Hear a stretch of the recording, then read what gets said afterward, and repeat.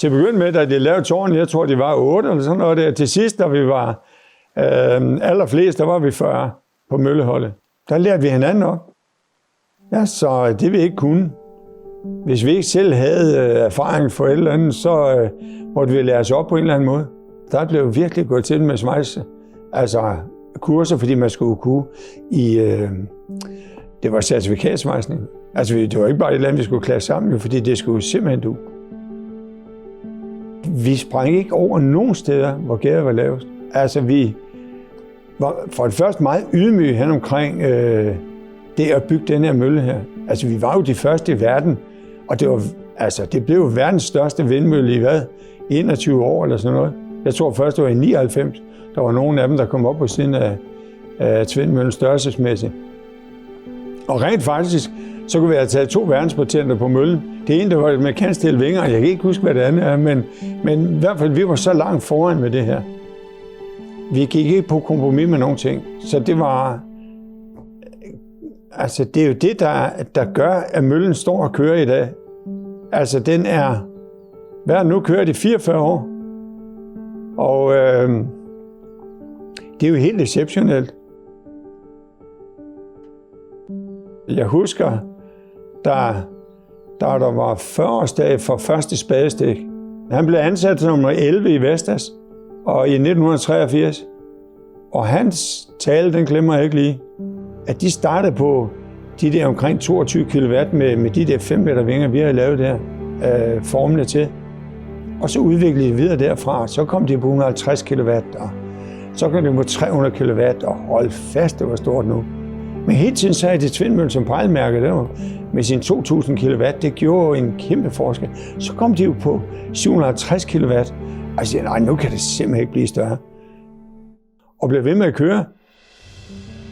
Det der med, at man lige pludselig kunne varme op på en anden måde end ellers, det har gjort rigtig meget. Og så begyndte alle de der husstandsvindmøller og alt muligt andet at komme op. Og jeg kan huske, at vi lavede selv nogle kurser i det, hvor vi også prøvede nogle andre ting af med kursus nede i Svendborg for vindmøllebygger. Det var mest landmænd og der andre, der gerne selv ville lave. Og de ville gerne lave en billig vindmølle. Og så lavede vi nogle med trævinger. Og prøver vi også. Altså.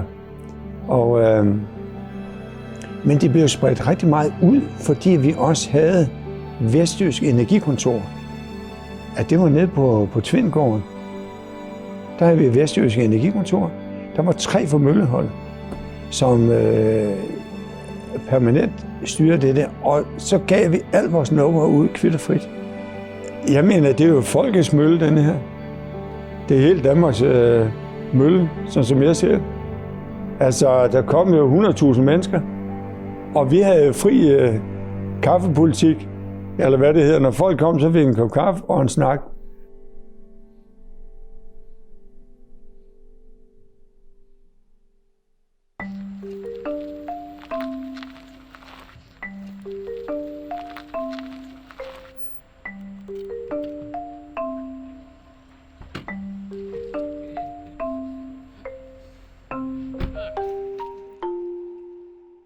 Altså i starten, så var vi faktisk 8 til at passe møllen. Fordi da mølleholdet tog afsted, så var der stadig forskellige småting, som lige skulle ordnes, og vi skulle lige finde ud af, hvordan den virkede. Og det tog også lidt tid, og før vi ligesom fik den til at køre, som den skulle. Men der var forskellige småting, der lige skulle rettes, og så det er jo en prototypemølle. Og det betyder sådan set, at almindelige møller, som er bygget på fabrikker, de bliver jo produktmodnet, kan man sige, hvor det hele tiden laver nye ting. Og det skulle vi også gøre hen ad vejen jo. Vi har lavet lidt op på hydrauliksystemet for eksempel. Og det har jeg stort set fået til at virke, som det nogenlunde skal i hvert fald. Men det gør vi faktisk stadigvæk, at vi udvikler, når der er noget, der går i stykker, så finder vi ud af, hvordan skal vi lave det lidt bedre, så der holder lidt længere. Og vi regner sådan set med, at møllen den har kørt nu i 45 år snart, Og den skal så køre 45 år endnu, det har vi bestemt. Så det gør vi faktisk nu, at vi opgraderer forskellige systemer, for eksempel hele elektroniksystemet. Det er vi ved at få lavet moderne. Først og fremmest så er jeg meget interesseret i teknik, og faktisk kan godt lide at gå og opfinde forskellige små ting der, ligesom Jens Bjørn, ikke? Jeg har sådan set lavet en hel masse, både mekanisk og elektronisk, og jeg har også skrevet det styreprogram, der kører der nu på computeren. Det har jeg også lavet. Og så har jeg malet den og svejst og lavet beton, og hvad der ellers skal putte olie i gearkassen. Der er 750 liter olie i gearkassen, der skal skiftes en gang imellem. Vi bliver meget opmuntret af alle de gæster, vi får, som kommer og ser den og kan se, at det ligesom har været starten på hele vindmølleindustrien. Jamen altså, den er jo bygget på den måde, at der ikke var nogen, der bestemte, hvordan det skulle være. Det var jo mølleholdet, der bestemte det, fordi det var dem, der skulle lave det. Og hvis der var nogle ting, som de var i tvivl om det kunne holde, så blev de nødt til at blive enige om, hvordan det skulle være, fordi man kan ikke bygge noget, som man ikke tror på, at kan holde.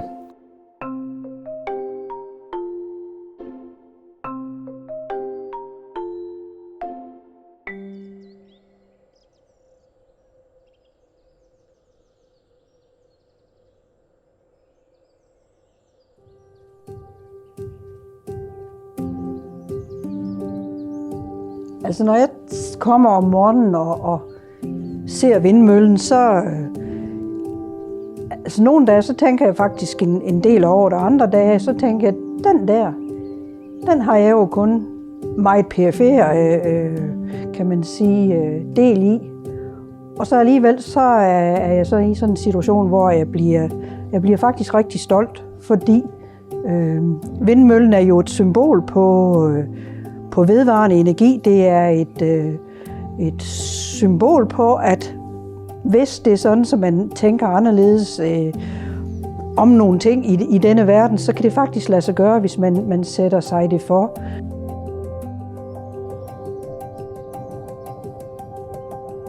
Og vi vil stadigvæk gerne have den til at fortsætte med at leve mange år endnu.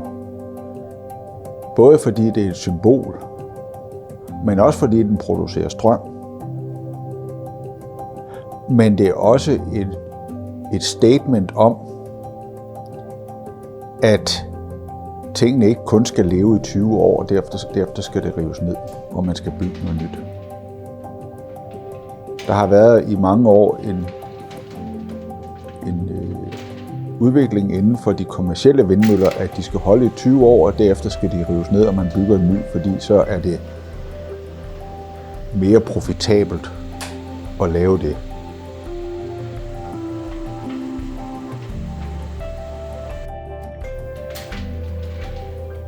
Men tingene kan også godt bygges, og en vindmølle kan godt bygges, så den kan holde i mere end 20 år. Biler kunne også bygges til at holde mere end 5 år, før det skal skrottes. Det er for meget et spild af ressourcer. Den er ikke et symbol på den nyeste teknologi, men den er et symbol på, at tingene godt kan holde i lang tid.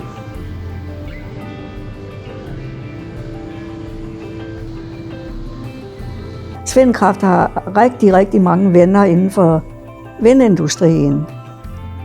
Det, som møllen i dag betyder for mange af de mennesker, der kommer for at besøge Tvindkraft, det er en opmuntring i forhold til, at man kan se, at almindelige mennesker kan gå sammen, kan rotte sig sammen om at skabe en udvikling.